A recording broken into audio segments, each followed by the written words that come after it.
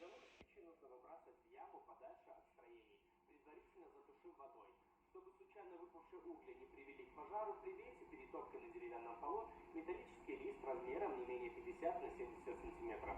Ни в коем случае не используйте при растопке легковоспламеняющиеся и горючие жидкости.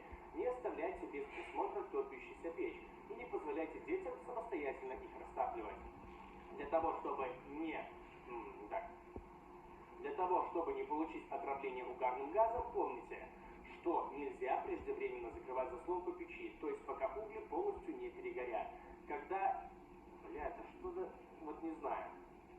Для того, чтобы не получить отравление угарным газом, помните, что нельзя преждевременно закрывать заслонку печи, то есть пока угли полностью не перегорят. При этом, заканчивая топить печь, нужно не менее чем за 2 часа перед отходом ко сну. Соблюдайте эти несложные правила, вы обезопасите себя и свой дом.